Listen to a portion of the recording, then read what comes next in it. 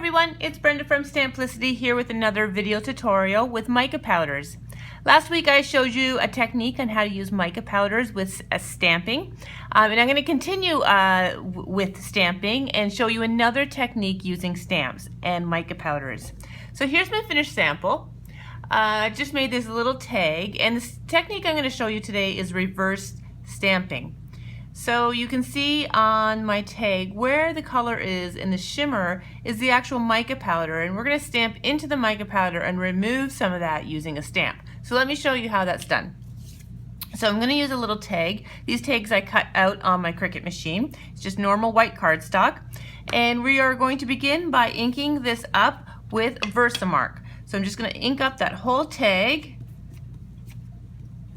until there's a nice coating of Versamark on there. All right. Then I'm going to take my mica powder. Now this week I'm using the primary elements. It's just I grabbed whatever was in our box.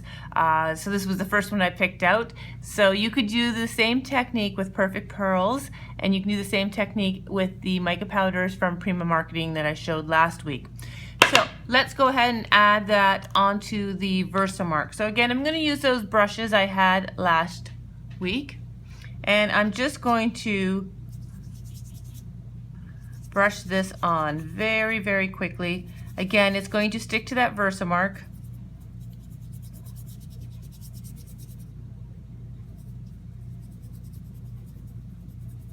All right, so once that is fully coated, I'm just going to go over again with the excess powder that I have here.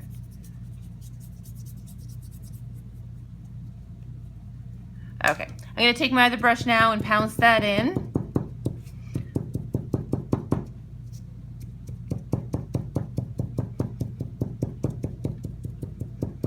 Okay, so now that tag is fully coated.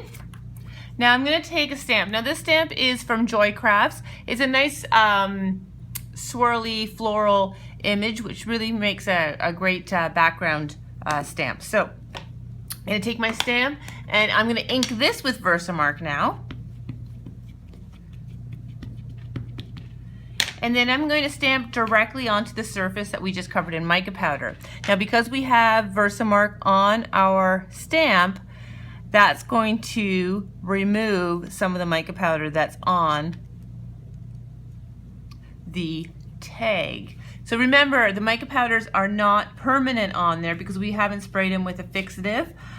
So that's why we're able to remove them. So I'm just going to clean off my stamp here, the mica powders that I removed, clean that off, and I'm going to re-ink that with Versamark and then do the bottom of the tag.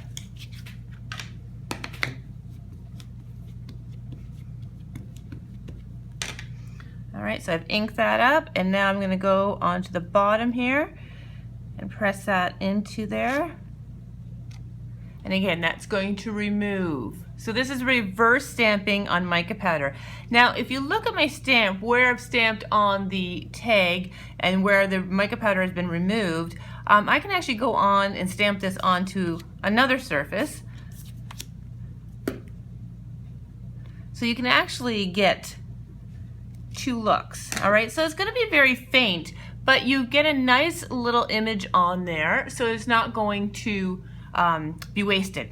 All right, so again, this is not permanent, so you've got to spray it with a fixative. So I'm going to do that off camera, and that's it for today. And next week we'll have a different technique using mica powders. So stay tuned, and we'll talk to you next week.